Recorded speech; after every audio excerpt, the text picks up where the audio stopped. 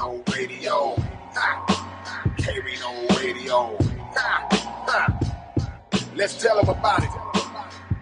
You're listening to K-Rino Radio on 90.1. Who is he? What is he? What does he do? Where is he from? H-Town, where the independent grind was invented. Understand, I'm the property owner, you just a tenant. KPFT is the station and location for the really special guests. Good knowledge and information for the coldest on the air. We making a strong case. If you scared of the truth, then you in the wrong place. Every Friday, 11 o'clock p.m. Central. We cooking the game, serving it up, feeding your mental. You can even call in, dial 713, backdoor it with 526 KPFT. We ain't playing with them, we gon' tell it like it is, partner. Out of town, KPFT.org, yeah, we got ya. How'd I get on the airways? I know y'all like, wow, K-Rino Radio, homie, starting right about now. Yeah, we got ya. How'd I get on the airways? I know y'all like, wow, K-Rino Radio, homie, starting right about now. Tonight, the planets have lined up, and we have our brother in the building, man, and we ready to rock and roll. This man, let me give him the formal introduction. We like to introduce our guests properly, man, and give them the props that they deserve. This brother here, man, is a Billboard charting artist who has sold millions of records. He's gone gold multiple times, man. He's worked with some of the best in the business, whether it be from E40 to Akon, to Mac Dre, to Frost, to Fat Joe, Pitbull, all the way down the line. These are some of the people that this brother has worked with. And of course, SPM himself, South Park Mexican. We are joined by the one and only, the great Baby Bash. How you doing, my brother? Hey, how you doing, Reno, man? It's an honor to be here, brother, man. You know what I'm saying? Really, you know what I'm saying, as far as in this game, you looked up to a lot. When I first touched down out here too, man. And Carlos used to love it too. Carlos used to always talk about you a lot, man. So, man, as far as dopeness. So it's an honor to be here at your show. I'm glad you got your show, man. Oh, no, we appreciate you. It's all about you, my brother. It's all about you tonight. We thank you for being here because I know that you got a lot going on. You've been doing this thing so long. I got to introduce my brothers in the game, my team, my staff, the one and only OG Murder One from the South Park Coalition. What's up, Murder? Oh, man, what's up, man? It's going to be a great night. We got a bash in the house. We get. Hey, no question, man, no question. And to my right, my homie always holding it down on the film work, the homie Keisto from No Regret Media. What's up, my brother? Man, I'm looking forward to this one right here. Man, without a doubt, man. We can't wait for everyone to see this one, man. This guy here, man, I mean, it's like when you go and look up the things that he's done in his history, and really, in my opinion, in a short period of time, you know, close to like 20 years, but that's a short period of time when you really analyze everything, because you have so many things that have taken place in your career over that span, brother, that you deserve all the accolades that you got. I want to ask you, what are your origins in music? What got you started in the music? Because I know you from Cali. You from Cali. Yes, you from the home of E40 and the Click and all. You from Vallejo. Sir. V-Town, Vallejo, man. You know what I'm saying? Yeah, it's my story is kind of unique, and the whole story is kind of unique. But definitely was raised on the E40 Mac Dre, Too Short era get down. You know what I mean? And that's what I was. And it's so crazy that my career blossomed a lot. You know, I was friends with E40. I went to school with E40, where his little brother and Mac Dre. Right. So it's funny that my career really blossomed later in life. You know what I mean? Which I think helped me in life, because getting a bunch of money at a young age compared to getting a bunch of money at an older age, I knew what to do. And there was a group called In Too Deep back in the day. They had a song called Back to the Hotel back in the day. It was like a one-hit shot called Back to the Hotel. And they were from Vallejo. And they were my friends. We went to school together. And when I seen them doing it, I was like, man, I could do this too. And that's what kind of even got me thinking. But as far as music-wise, I'm a music buff. I go back to the 50s. I used to be a little cholo kid listening to oldies, Brenton Wood, and stuff like, you know, the Coasters and the Drifters and stuff like that. So I'm a music buff, period. The first time I heard Rappers Delight, I memorized the whole song. The very first time. Yeah, you no doubt. Not thinking I could do it, I just liked it. I just knew I liked it. So me, as far as being a music guy, I would record music on the radio with a little tape recorder, where the old school black ones where you press record and play at the same time, and I hold it there and hope the DJs wouldn't talk so I could stop it right before so you wouldn't hear the talk. So I'm really been into music, and I was playing college basketball. Okay. Yeah, I was playing some hoops. Yeah, I'm a hooper, let's go into that. I played for Solano Junior College in 95. Okay. You know what I'm saying? man, I was getting a bunch of girls. I wasn't trying to. I mean, once I started getting all these girls from all these different cities, man, I kind of didn't take it serious, man. My boys in Too Deep was working in the studio, and they had a hit song called "Back to the Hotel." So I'd go to the studio after practice and hang out, and I would just write funny stuff. You know what I mean? Create in my own head, not tell nobody. Kind of just in the closet writing funny lines, and it would, when I started telling people, they started laughing. Right. So we would make jokes about everything, and then for some reason, people would start asking my opinion on hooks and stuff, because I would like to write songs like hooks. And at this stuff. time, you around what age around it? 22. Okay. 22, cool. yeah. And then, so I'm just, people are starting asking, now rappers are coming in. You got Selly Cell, E40, Sibo. All these people are coming into Radio Z Studio because In Too Deep had a big hit called Back to the Hotel, so they were popular at the time. And I would be there with them and just watching these people come through. And then I started messing with the keyboards, and I made a beat. And actually, the producer who owned the studio, Johnny Z, he said, "I'll give you $1,500 for that beat," right? And I said, "What?" Wow. Do. So he ended up selling it to Spice One for $6,000. He got you. You know what I'm saying? Because Spice One was on. Yeah. Yeah. And at the time, I was like, man, because I was broke, it's a bad joke. So I took that $1,500, was cool. Here you go. Right. But he did the okie doke. He had lawyers and all that stuff, so he was already in. They were signed to Profile Records. I don't know if you remember. Oh yeah, Profile. no DJ doubt. Quick, Run DMC, yeah. Yes, sir. So they were signed to them. So Spice was on Spice One. I got on Jive. So yeah, they had the Jive money. You know what I'm saying? So they gave him 6 racks. But that's the first time I got paid for a musical thing, and I was like, oh, I got to keep making money off music. Yeah. And like 25 years later, I got a record. No, but you had to go through that path, and you had to take those lumps and kind of learn that those little tricks of the trade. Like that, right? Yeah. It's a crazy game. Did you like come up under any of those guys' wing in terms once you wanted to get in, or you kind of just made your own way? Man, I kind of just stepped up the ladder. You know, I kind of was friends with all of them. I was an athlete. I was well known in the Vallejo town. You know what I mean? I had all the chicks. You know what I mean? I had a little lowrider. You know what I'm saying? I was kind of the player. You know what I mean? I was cool with everybody, but I was a hooper. People knew I could hoop. Yeah. You know, oh, that Mexican can hoop. You know what I mean? You know what I mean? So I was known. And Vallejo's not that big. Only like 90,000 people at the time. So I was friends with everybody, and when I'd be at the studio, like I'd write hooks, we'd be there together because I'd go to the studio. I caught the fever. Once you get that studio fever when you're young, man, yeah, no doubt, you want to live in that studio. It's all over. I quit going to practice. Oh, it was crazy. Dog. I got the fever bad. Dog. Yeah. So I really caught the studio fever, which is good and bad sometimes. But so I got to see Sibo and talk to these people, and I guess we just became cool. And I would just start. I always had my slang attack because I'm from Vallejo, so I could always talk that. Talk that ish, you feel me? So, and I would just do hooks. And then me and In Too Deep started a group called Latino Velvet. I was in a group called Partner Deuce. I got signed to Profile Records. That lasted about 8 months, you know what I'm saying? I remember we got our video played on Yo MTV Raps back in the day, and the Fugees hated on us, man. I remember thinking, wow, the Fugees hated on us, dog. It was a one-trick pony. So I was in a group called Partner Deuce. Groups are hard to be in, man. I'm gonna let you know. Oh, I know. Groups are hard to be in, dog. So that's a whole nother get down. But after that, I was in a group called Latino Velvet, and then I met Kid Frost. Kid Frost is the old, we trust me. You got old school up in this place. Yeah. I like Kid that. Frost. Kid Frost had the song La Raza. This is for La Raza back in the days, and he was like the first Latino rapper that we had ever heard just hit the mainstream.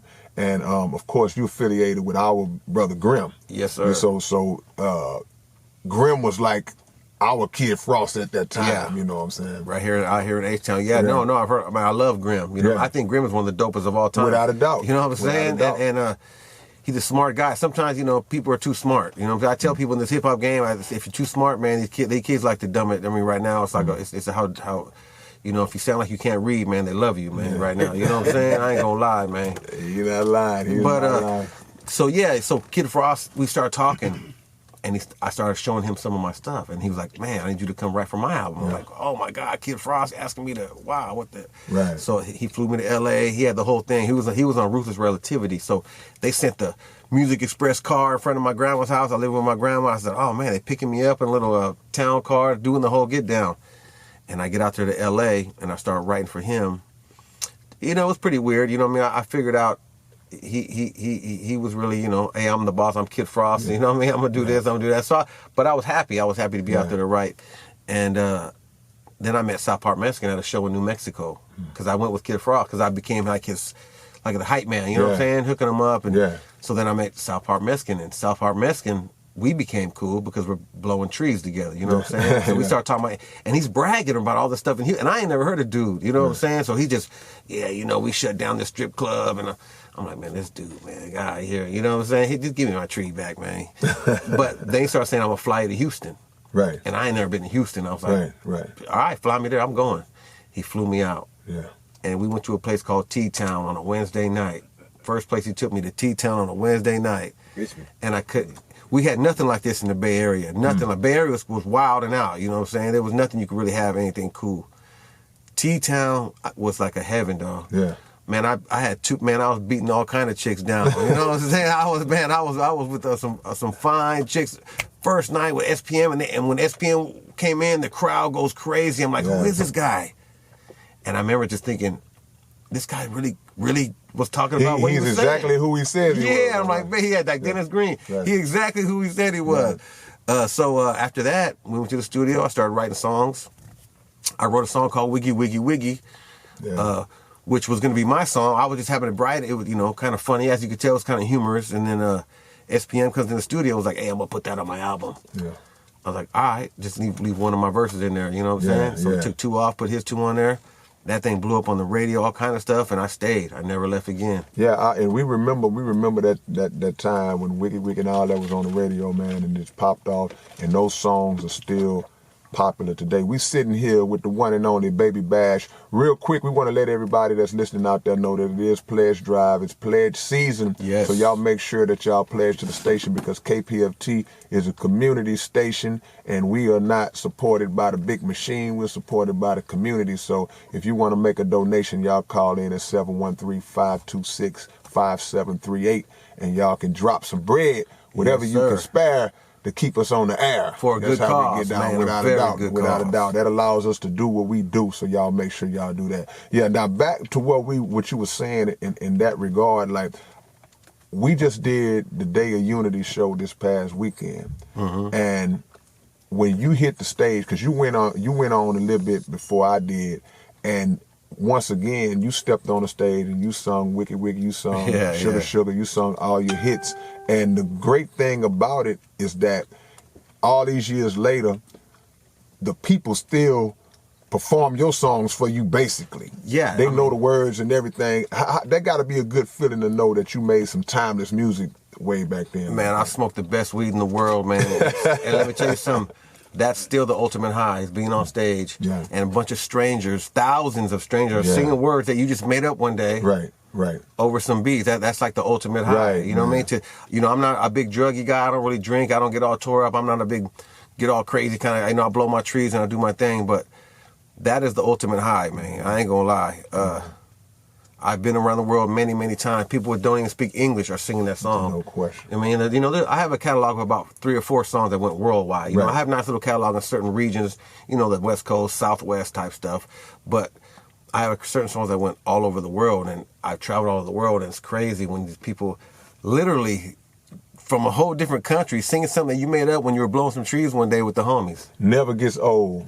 Never gets old, man. When I listen to the radio, even if my song comes on the radio, because my songs still come on the radio, I still act, it feels like it's like the first time. Like, I love it. I'm still proud of it. Even though it's been 20 years, I still feel proud of it. I still feel real proud of what I've done. Let me ask you this, because when you was talking about writing for Frost and doing all, you've written for a whole lot of artists since then. You've written for major artists in the game. And so how did you segue? How did the word get out to say, okay, well, man, look, we need some lyrics, some R&B, some rap. Contact this guy. How'd your name get out there on the ghostwriting scene like that? I don't know. I think it's just from going to studio and meeting people, really. It's not like I've never, SPM co-signed for me, Frost co-signed for me. But I never had the big co-sign like, hey, songwriter, producer. I just would be around and like to talk to people. I'm friendly. There's just so many, I've been in this game so long, man. There's so many artists that people don't even know that they probably like their music. If they meet them, they'll be disappointed. You feel me? No doubt. No doubt. We talk about it all the time. Yeah, there's so many famous actors, there's so many famous athletes, there's so many famous rappers that are probably people's favorite person, but when they meet them, it'll be such a big disappointment. You know what I'm saying? So, I like to talk to people. I just always been like that. I'm not scared of nobody. I don't got nothing to hide. I don't owe nobody no money. So we chop it up. Yeah. And I just would meet people and would say, hey, and I would talk about music, and we would blow trees, you know what I'm saying, and play some beats. And I would just make stuff up top of the head. When I got my deal with Clive Davis, he was playing music, and I was making stuff up top of the head, just melodies. And I think it's a melody thing for me growing up, listening to oldies. Yeah. Like listening to Gene Chandler, the Duke of Earl. Duke. Just oldies like that. When I was a little cholo kid, we would bump nothing but oldies. Oldies are forever. Yeah, and I think it's really the doo-wop sound in my head that helps me create melodies. Yeah. Yeah. And that's just all I could think of. And like I said, when I first heard Rapper's Delight, I memorized it. So I don't know if it's the elephant memory or what's going down, but I found a way to make a living out of it. You know what I mean? I've done that. Then I took that money, invested into the marijuana game. You know what I mean? So it's the Eminem, man, music and marijuana life. You know what I'm saying?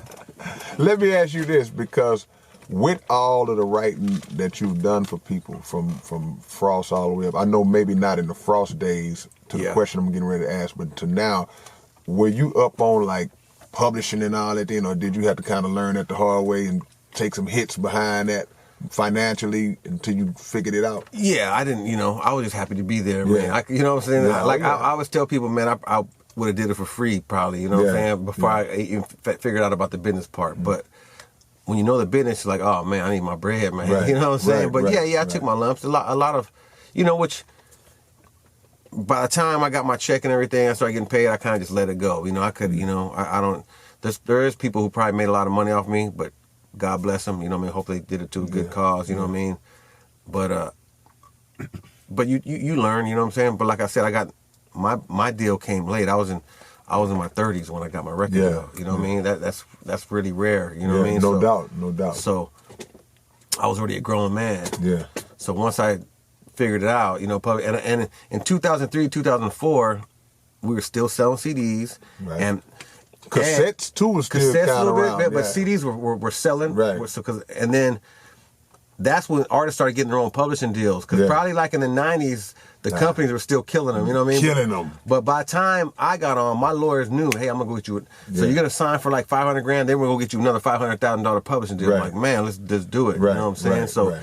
And I still got the publishing deal, you know what I mean? Even though I'm off the major labels, it's all about that publishing. I'm still getting paid for Sugar because it plays like 1,000 times a day across the world. So I'm still going to make money off that forever. Beautiful, man. Baby Bash is in the building, man, giving us some game, giving us some great history, educating us. So when you got to the H, you was like, did you say, that's it, I'm moving out of here, or what was that like? You was like, I'm sprung, I'm done. Yeah, well, as far as SPM, the South Park music scene, I was in shock. I was in total like heaven. I couldn't believe it, because there was nothing like that going on for Latinos in the Bay. It was E40, Mac Dre, Richie Rich, you know what I'm saying? On them cats, the Mexican rise, the Mexicans in the Bay Area were big supporters. They were consumers of it, as well as Mexicans everywhere. We buy a lot of records, you know what I'm saying? Facts. And but they never had like a scene like that, because there was so much gangbang violence out there. You know what I mean? Right. For some reason at that time, Houston, they'd be in the club. South side, throw it up. South, North side, and they'd be in the same. Like if that happened in California, man, it'd be going crazy, down. So it's like the Southern hospitality. I couldn't believe how everybody got along, and the scene was so great. And then when I started listening to SPM, I was sent it to California. I said, man, this is what I'm getting down with. And they were like, man, that's whack. You know what I mean? Like hating on it. I'm like, man, this is dope. You hear what he's saying? His wordplay is dope. Right. The beat, his beats were kind of weird, you know what I mean? But he was always dope. And his voice made up for the beats, is what it was. It's like another instrument. So, and then a couple years later, all the people that said he was whack, loving him, you know what I'm saying? They jumped on the ship. So I would go back and forth, because I was getting a tree. Like when I was coming out here with the green, and they were calling it dro, man, you got that dro, man. People would wait in line at the dope house because they knew when Bash comes to town, is going down. You know what I'm saying? To me, it was just regular trees. You know what I'm saying? But out here, it was like huge at the time because it was Bobby Brown out here. It was all about that Bobby Brown. You know what I'm saying? That Reggie Jackson. So I was bringing the really real, and that's how me and Grim became real good friends. I always remember Grim was one of the first ones sitting there waiting for me because he could outpuff everybody. You know what I'm saying? Yeah, Grim was smoking a long time. Yeah. So Grim and his brother Shadow, man. That's our family. You know, that's SPC, man. You know, they're my guys. Man. Yeah, those are real good dudes as far as talent-wise, dope. But as far as human beings, are good dudes. You know what I mean? Let me ask you this, because you touched on something a second ago that I really wanted to get into, as far as just being your impact of being a Latino rap artist, just in the industry. Period, man. When you start naming all of the ones who laid the foundation for Latino artists, your name is definitely etched in there now. So I know that had to be a good feeling, because when they mention the Frost, when they mention the SPMs, your name is right up in that mix. Is that something you thought about coming in, or did that kind of just come to the realization as you were going on, like we really are blazing a trail for Latino people and upcoming Latino artists? Yeah, that, you know, I never took myself to this day, I never took myself so serious. I'm one of them guys, I don't take myself serious. So when I was doing it, I'm always like, I can't believe this is going on. You know what I'm saying? In my head, I'm like, wow. Right. But as far as my whole journey now, and I look back at it, I see, wow, it was a blaze. We did blaze the whole trail, because I was the first Mexican to do this, the first Mexican to go on Ellen DeGeneres, Jimmy Kimmel's, and you know talk about that, man, because this is something that you telling me somebody didn't know. So name all of the things that you set the tone, the first that you did, so people can know, man. The first solo, well, we had Kiss Frost, of course, Cypress Hill. As far as being the first, like, Chicano to that's not a group to go platinum. That's not a group. Cypress Hill, they were a group, but the first solo one to go platinum. Going on Ellen DeGeneres, they were like, oh, you're the first Mexican artist that ever had an Ellen DeGeneres. On a national platform like that. Yeah, and it's just crazy to me. It's crazy to me, for me, even because even though I'm Chicano, it's like I get along with everybody. I was a hooper, so I was raised around all. It was an urban school. Vallejo was V-Town, was rough. You know, there was only a couple Mexican families in there, but we all got down with the blacks. You know what I'm saying? So, and I think I'm one of the only Mexicans that rock all black crowds. Because I've done urban black shows like your Detroit, songs. Arkansas, and just Chicago, and it'd be like me and Twista and Do or Die, you know what I'm saying? And you look at the crowd, like, man, it's all black. You know what I'm saying? Like, and I'm like, then you come out, and they're singing the words with me. I'm like, I think I'm the only really Mexican that does that, because then I'll go do all white American crowds. You know what I mean? College crowds, and they're singing the songs with me, Sugar, Sugar. And of course, the Latino crowds gets down with me, which is kind of natural, but I think that's just weird for me when I've done that, because I remember being nervous in front of the black crowds, and now I love it because they're going to sing along with me. Well, I'm going to tell you what it is too. It's a bearing of witness that good music is universal. Exactly. That's all it is, because like I say, your songs, they have a universal appeal to. When Sugar Sugar come on, it's not many females, regardless of race or ethnicity, they gonna rock out to that. They gonna jam. Then when Cyclone comes on, they gonna jam to that. They gonna rock out to that. So it all fits into the mold of just being universally relatable music, regardless of who it is. You know? And that's how I approach it all the time. I never approach it to where I want to be the best rapper. I want to be the king of this. I want to be. I've never in my life said I'm taking over anything. I was always about creating a song. I'm more of a song creator. Like, it starts with the hook, the melodies, boom, boom, boom. I hear the beat. The beat tells me what to say. Okay, it's a club track. Okay, let's talk about some club stuff. Let's make it cool and kind of simple. You know what I mean? Sonny Bono said it best. Man, a simple song, man. People love to sing along with it. Kind of like melody sing along, which was when I did Sugar Sugar, I thought it was too soft, because I was doing dope house stuff with Sapo. I was doing Wiggy Wiggy. So when I did Sugar Sugar, I had it for about a year before I even put it out, because I thought it was too. I was like, that's kind of soft, man. And people were like, you know, of course the girls like, how come you don't do nothing for the radio? Back then it was like, F the radio. You know what I'm saying? You know, Still is for some of us. We ain't gonna talk about that. Go ahead. But that's how it was. And then I got the Sugar Sugar song. Then my pockets were so low, man. I said, man, let me just, you like this? And my boy Ed O'Connors played it. I had a demo CD, and he played it in Corpus Christi, Texas. First person to play it, Corpus Christi, Texas. And it was called Lifted. Lifted, shifted, because I had hit the joint. Right. I was like, man, I'm lifted, shifted, Right. high. That's how it started. Right. So it was called Lifted, and he called me. He said, hey, bro, from Corpus Christi. I said, I've been playing that Sugar Sugar song, man. The girls love it. It's #1 request. I'm like, man, it's called Lifted, bro. He said, no, it's called Sugar Sugar. Yeah, you done changed your name, brother. I said, man, okay. I said, it's called Sugar Sugar. He said, if I play it's called Sugar Sugar. I said, it's called Sugar Sugar, man. Yeah. And then he sent to a couple of people, and it just spread. You know what I mean? And that's how it was. And I was like, oh, okay, this is what they want. Then I got the record deal, and then it was like, wow. And the record deal was with Universal. Universal, yeah. Universal was like, who's this Baby Bass guy? What the hell is going on? So the deal came on the heels of the radio spins. Was it the spins that got the attention, or was it? It was because each company has their own radio guys that go to different regions, the South, the West Coast, East Coast, and they send them out. And they checking everything because they got a record they want to play. Right. And all of a sudden, their slots getting took up by some guy named Baby Bash with Sugar Sugar. Like, man, so they're reporting to their, hey, man, we're trying to get this. And back then, it was kind of dope because that was going through requests. That's when you actually had to call and request the phone. You know what I mean? And, Come on now. And organic spins. Yeah. So they're calling the company, hey, this Baby Bash guy, who is this guy? So, and Frankie J's on it too. So Frankie J got a deal with Columbia.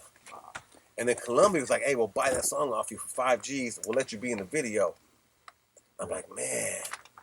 At that point, I'm like, man, I need 5 racks. You know what I'm saying? I ain't going to lie. If I get the 5 racks, because this was pretty easy. It was pretty quick. But something told me to hold on, man. Right. And I held on. I signed for $250 with Universal. Right. You know what I mean? Thank God I was, like I said, I was grown. It's amazing how they try to do that, man. It's like you offer me $5,000 for something you know you're getting ready to make millions off of, man. That's just the. But the funny thing was, we'll let you be in the video too. We'll let you be in the video. Man, that's because what they man. do, they play on what the perceived naivety of young artists coming up. Oh, he'll be fine. Just tell him he could be in the video. You know? But like I said, I was older. Yeah, right. So that probably helped me out. You know what I'm saying? So I always trip off like, man, what if I'd have made it when I was 20? I probably would have been. Because like I said, because In Too Deep had made it when they were in their 20s, and I seen them go up, and I seen them, man, a year and a half later, they're back at Mom's crib. I'm like, wow. That's tough, man. You know what I mean? They were my friends. You know what I mean? I'm like, wow. So it always played in my head when I didn't get a deal for another 9 years, but it always played in my head. If I ever get a deal, I'm not gonna. I'm buy houses. You know, I bought property. I bought houses. You know? Beautiful, man. And see, we're gonna go into that too. Again, y'all, we sitting here with Baby Bash, man, and he giving us great history, man, on his career and the chain reaction effect that he's had, the things he's done has had on other people's careers. We are here at KPFT in the middle of Pledge Drive, so again, y'all make sure to call in and donate whatever you can, put it down, break some bread, to keep us popping, to keep us free and keep us on the air and being able to speak our mind. There aren't many radio stations that can do this, that can give platforms to diverse individuals with diverse philosophies and ideology. I think this is the only one. Yeah, I don't know. I don't think there's. You said not too many, but I think this is actually the only one. I'm only giving an assumption of what could possibly be happening in other cities, but I know in the city of Houston, it is in another one, man. So y'all call in and drop a pledge at 713-526 KPFT. That's 713-526-5738. We're here with Baby Bash, man. Now, you talked about just putting it down and the things and the artists you work with and helping other artists, man. And what speak about the importance now because of the mistakes that you made of educating. Do you give younger artists that kind of game and knowledge when they're coming up? Yeah, I mean, I talk to some of these kids and like let them know, man. Like, that temptation is a mother. That temptation, man. All money ain't good money. Yeah. Because I could have took that 5 racks and been washing cars 2 weeks. somewhere. Yeah. You know what I'm saying? So, all money ain't good money, man. Let's make smart decisions, wise decisions, and you have to be careful. Nowadays, it's a little different because of the internet and all the crazy streaming and stuff like that, and it's kind of a little bit different, but you always got to have that business sense, man. The biggest word in show business is business. So you got to be about your business, man, because there's snakes. And growing up, you hear about all this stuff. You think, oh, it can't be that bad. Then you get in the game, like, it is Snake City, man. Without question, man. You said show. They let you handle the show. We'll handle your business. Yeah. We'll handle your business. Yeah, Your exactly. business. Make it ours.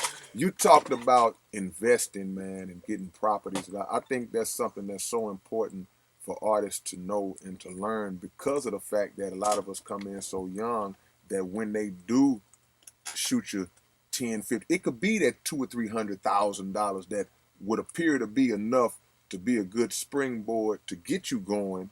But we tend to make the mistake of feeling like, oh, this 200,000, I'm set for life, and that's really not a lot of money. Speak about investing and, like you said, property and things of that, so young artists can know what to do if they come up on. I don't care if it's 15 or 20,000. There's ways to flip their money. Oh yeah, there's definitely a way to invest in the money wisely. And like I said, thank God I was an older cat when I got my deal, when I got all my money, and I knew I wanted to invest in houses. You know what I mean? In property, because I would hear that go, hey, best investment is property right now. You know what I'm saying? At that time, so I bought 2 houses quick. And at that time, when I got these checks in Houston, Texas, you could buy a house for $150, $140, a nice house for $150, $140. So I just pay it off.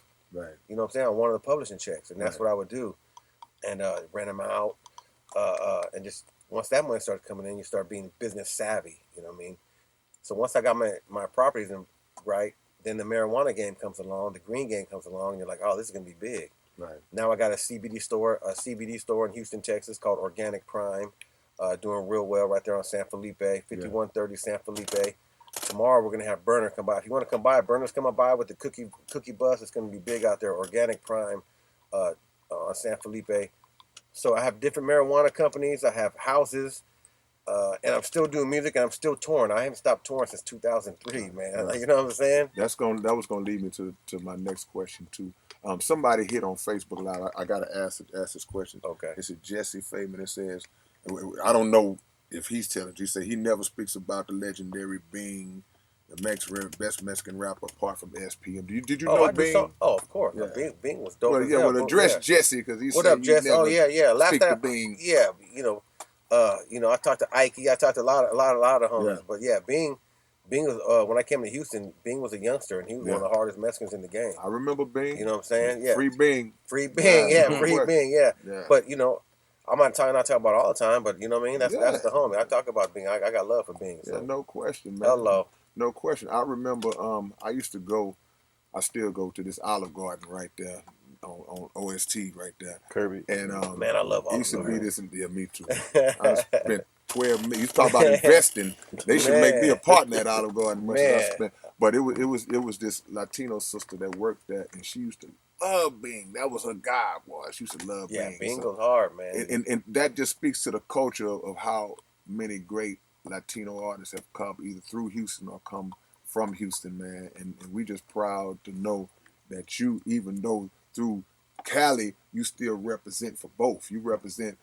Some people say, "Oh man, they leave home." You can still represent where you from, but still represent where you adopt as well, man. Exactly. And to tell you the truth, the recipe of my music was like the Cali in me would say something, and then the Texas slang. I mix it up. If you really listen to my music, it's a menudo, gumbo mix of slang from both sides. So it's like, because at that time, I'm telling you, this was pre-internet all the time, so not everybody knew all the slang. Now it's combined, but back then you got to understand the internet wasn't really cracking. So regions have their different regions of style: the East Coast, West Coast, down south. You know what I mean? But I was kind of mixing it at the time. You know what I mean? No one probably didn't know it, but at the time, I knew what I was doing because I like that slang. Yeah. I'm gonna incorporate it in this West Coast beat. Yeah. Oh, I like this West Coast, and then they liked each other's slang, and we got people, you know what I mean, saying the same slang in different regions, and I put that in my music. Even if Sugar you listen to it, it's like, man, is he from Cali or Texas, man? You know what I'm saying? It's the vibe. So that was kind of part of my recipe, and like I said, that's just timing. I just happened to come at the right time, and timing and luck has a lot to do with the whole career, you know. How did you transition? I asked a lot of artists this too, artists that came from the era of just physical CDs, record store. How were you able to transition once the internet did kick in and that thing changed and that shift took place? How were you able to, because obviously you've been able to do it. Yeah. But what was your method of saying, okay, this new internet thing popping off?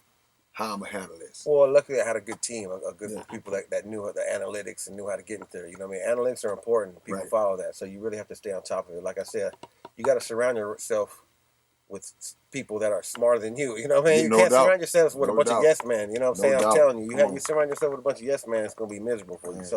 So they would keep me up on game, and like I said, I constantly tour. I go to cities other cats will never go to. I go to the flea market city. You know what I mean? I'm kind of raised through the flea market.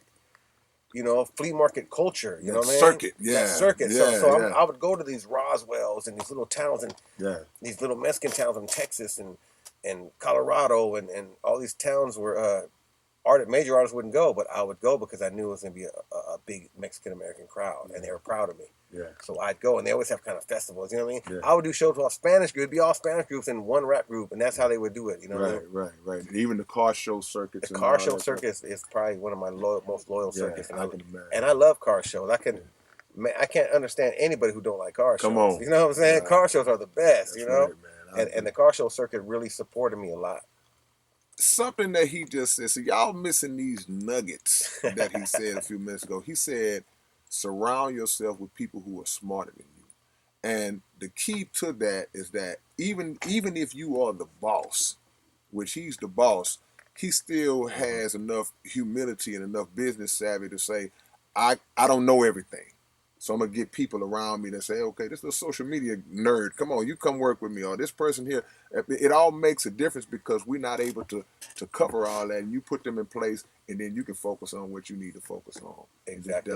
In the words of Arthur Fonzarelli, man, exactamundo. Exactamundo. And I think the personality-wise helped me as far as when I would do my radio runs, because back in the day we would do, you got to hit single Sugar Sugar. You got to go to every radio station in the United States and meet all the program directors. And mostly program directors are kind of like, square guy nerd, you know what I mean? With nice guys, you know what I mean? They're different, you know what I mean? They're not the cool guys. I would go and just talk to, hey, what's up, man? And then the second time I come around for the next single, I know their name, I remember them. And they would say, dude, you're one of the coolest artists. Like, we had so-and-so in here, and he just had his headphone, he wouldn't even talk to me, you know what I mean? And there's a lot of punks in the industry, a lot of rappers. Arrogance. And the program director would say, you know what? Every time you give me a record, I'm at least going to give it a try. Yeah. And I think that helped my whole career because I would go, hey, what's up? Oh, what you doing over here? Because you got one radio station guy, he's over here now. I'm like, what you doing over here? And he's like, oh, you remember I always remember they'd always be happy that I remember who they were. And it was weird to me, like, what you mean? It's supposed to, right? That is crazy. See, because that speaking to the importance of building relationships. Exactly. And you're in the business, we're in the industry, you build relationships. Genuine relationships. So I've seen a study one time. I was watching something on YouTube, and it says that the majority of people, from the second they're introduced to somebody new, and they, hey, my name is such and such, and shake their hand, within 5 seconds they forgot the person's name that they were just introduced to. It's just something that we lack in attention span. Yeah. But to be able to come back a year later. The next single, man. Different cities. Yeah. And that's very important. That's game for y'all artists out there. And I would talk to them about what they like to talk. Like, oh, I like North Carolina basketball. Yeah. Boom, I like North Carolina basketball too. Right. I like fishing. Oh man, sea bass. They all had, you know what I mean? It was like, I think they liked me because it wasn't all about, hey, play my record. Right. That's all, you know what I mean? Because they're used to that. Hey, they know what's up. You know what I'm saying? No doubt. But if they were cool to where I keep in touch with them, I kept in touch with a lot of them just on GP, even if I didn't have a record. Yeah.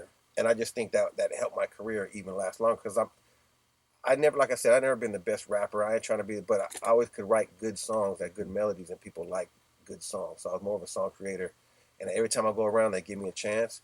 And I go do shows, and it'd be tight. We hooked up like a tow truck, man. Beautiful, man. Building relationships, man. Baby Bash, the one and only, man. Just authentic, genuine, dropping jewels on us right now. I'm going to put him on the spot. Who's your favorite artist you ever worked with, man? Out of all the people. Favorite artist I've ever worked with? My favorite would probably be...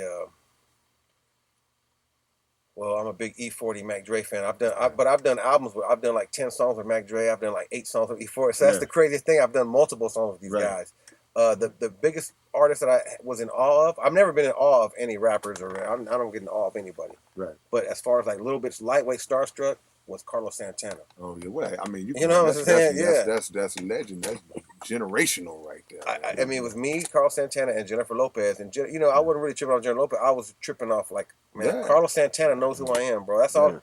That's some legendary stuff. Yeah, That's the biggest stamp. that mess your head up right there. Yeah. So that was the. Oh, what's up? Go ahead, Murder. Go ahead, Murder. Jump in there. All right. You know, me and Spice go way back, man. Chico. Yeah, Chico. I just spoke to him a couple weeks ago. And how was it to work with Spice? And I listen to 40. 40's still on top of it right now. Oh, 40's a freak of nature. His style is so different than everybody else's.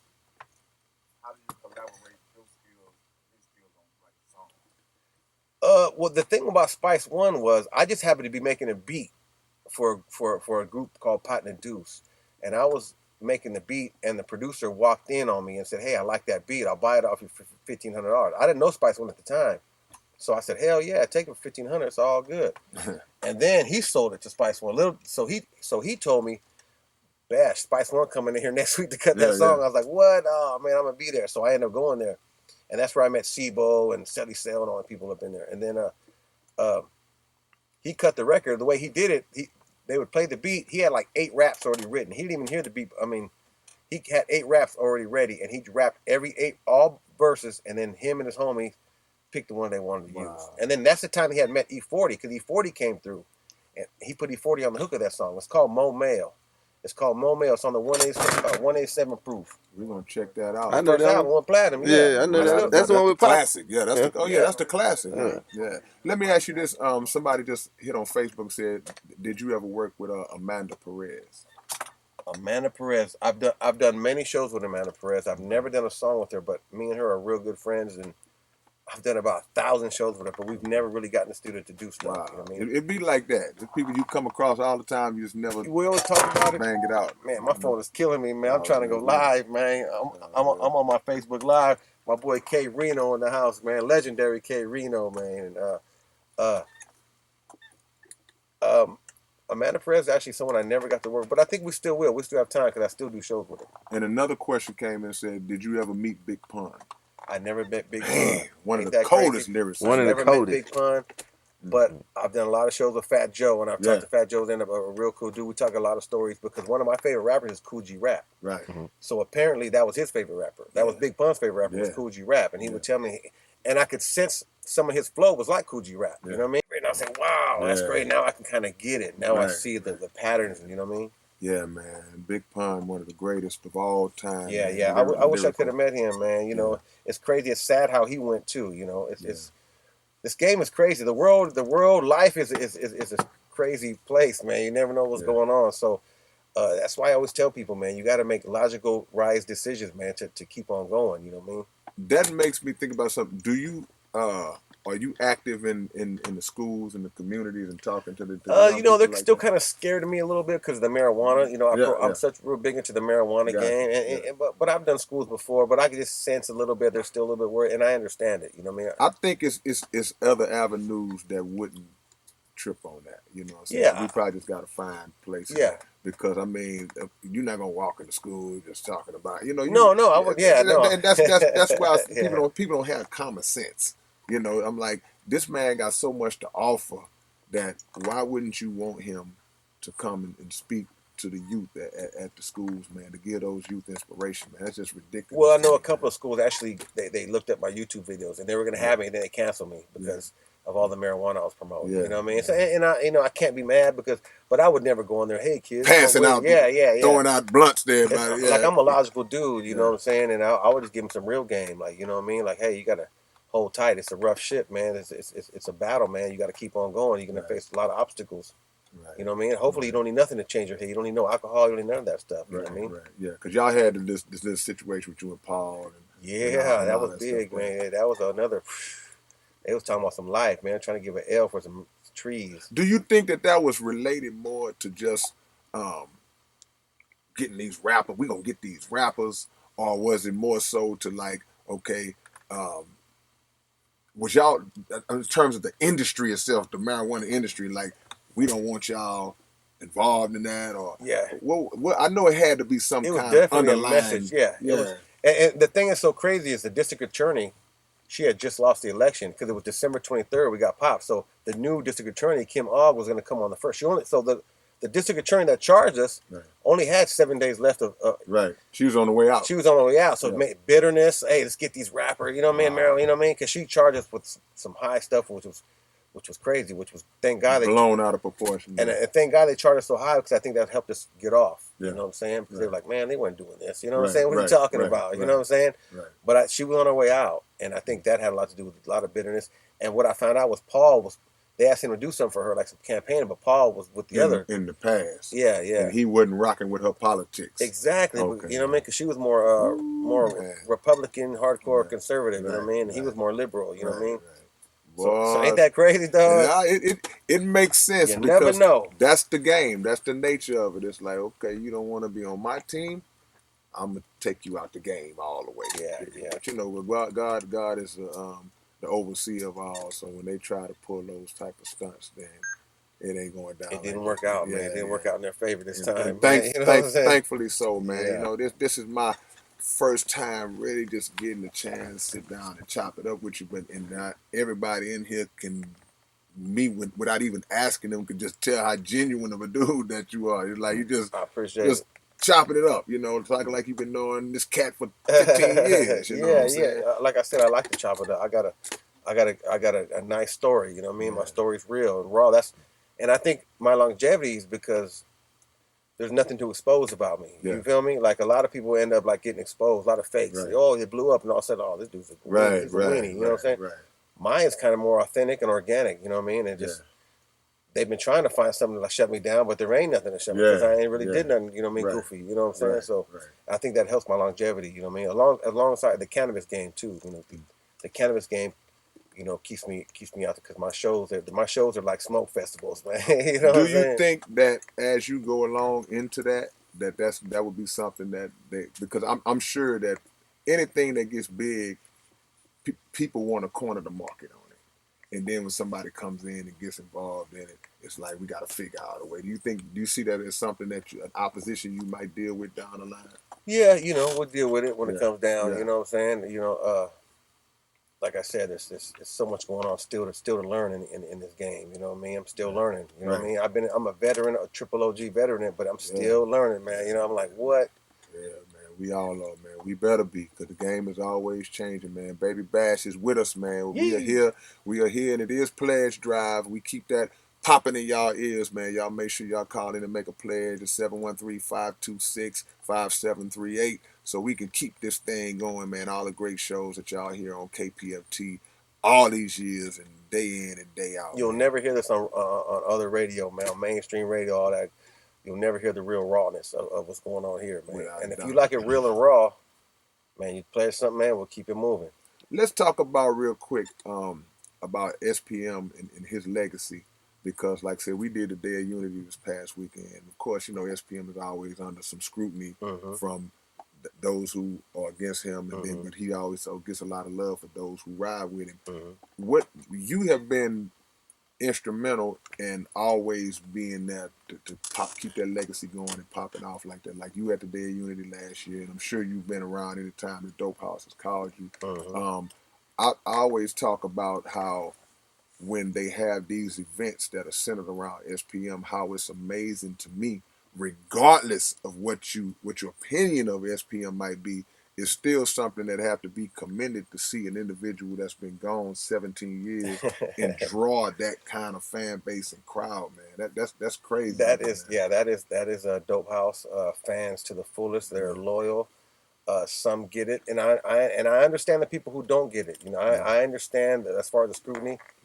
I just know the truth. That I just know what I know when I was there. I know certain situations that happened that I had visually seen.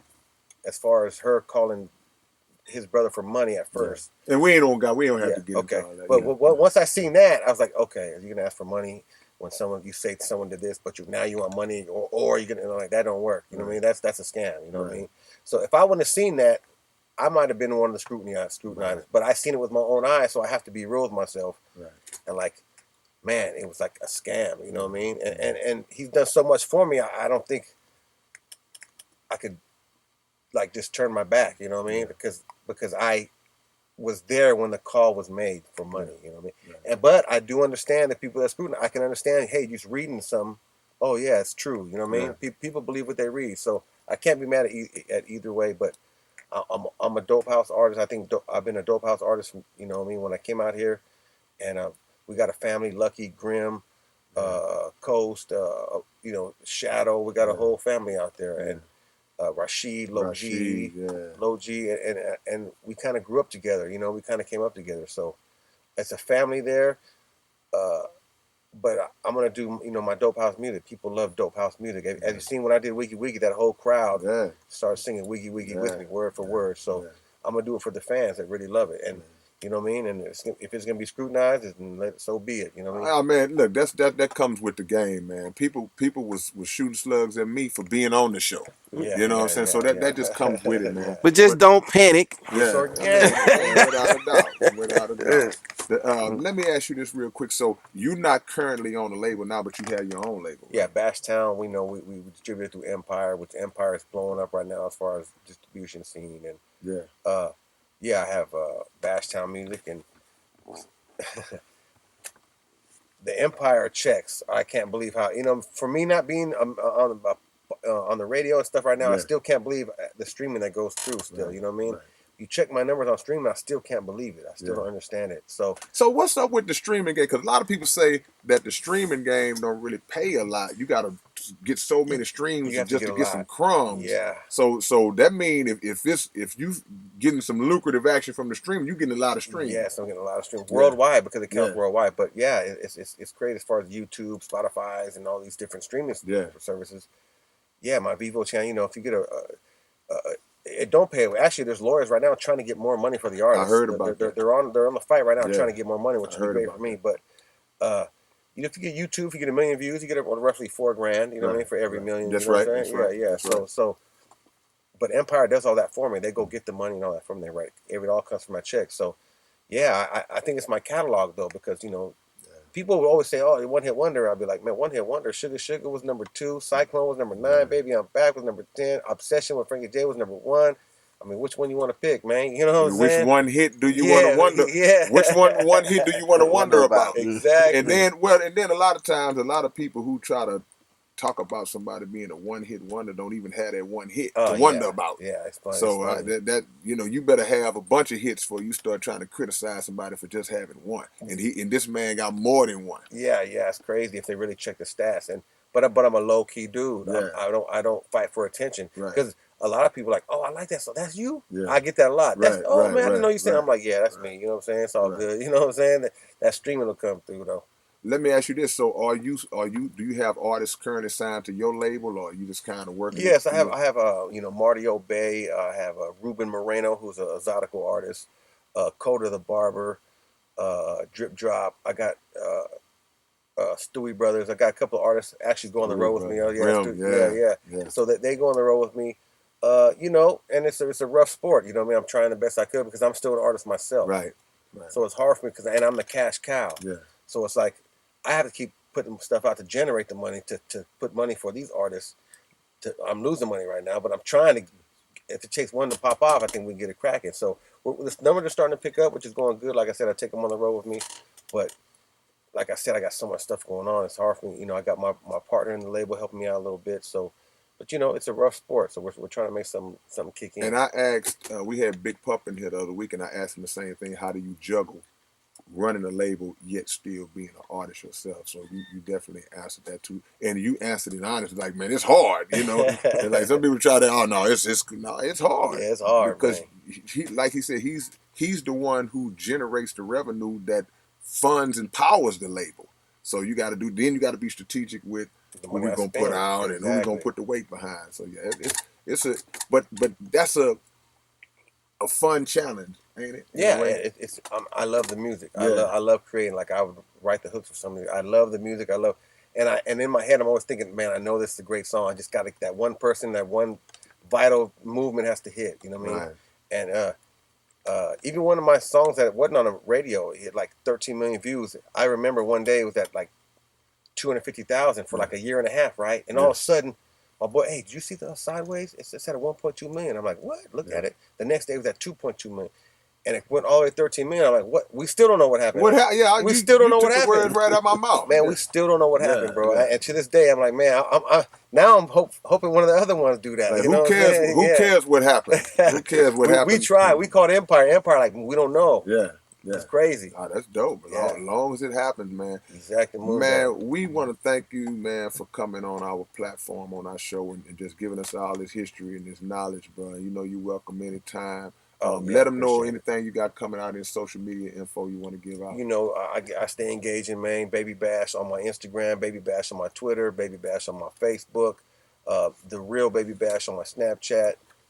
You know, I try to really talk back to people. I like to engage with everybody. You know, makes people laugh and stuff. And then I'm on the road all nonstop.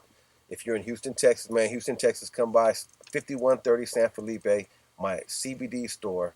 We got that new Sunset. We got that new Lemon Haze CBD. You need to come try it out. It's all legal. It's Organic Prime, 5130 San Felipe Road. 5130 San Felipe Road. Tomorrow, Burner, the cannabis entrepreneur Burner, will be at my store doing a meet and greet from 2 to 4. So if you want to come by the store tomorrow, meet Burner, and I'll be there too. We got a lot of dope products to give you. 5130 San Felipe, Organic Prime. Hopefully you can come by too, man. Well, you know, I'm not a weed connoisseur. Yeah, you don't have to. I'm not a weed guy, but it's the CBD thing. The CBD, it don't get you high. CBD, everybody needs CBD. I don't do nothing. That's probably why you're so smart, man. I'm squares 4 quarters. No, man. that's but CBD actually is helping everybody. I've heard that. If you do the research on CBD, y'all right there, I'm talking to y'all too. Do the research on CBD, and your auntie, your grandma, your mom need her back. She can't sleep, and she's taking these pills. Nah, man, let's get rid of those pills, man. Opioids, man. Pills. And somebody saying, what time is it? Oh, that's Andrea Maria. What time is this event? 2 to 4 tomorrow. 2 to 4. Organic Prime. You'll see the big blue cookie bus, and come say hello. Come take some pictures. Come check everything out. We got CBD for pets. It's a serious craze. If you look into it, man, I'm telling you, it's a great investment too. I'll check it out for sure. Check it out, man. Thank you so much, man. We appreciate the love. Appreciate y'all tuning in. We'll see y'all next Wednesday. Make sure y'all call in and drop a pledge, man. K-Rino Radio every Wednesday, 9 p.m. One love. We out. Yeah.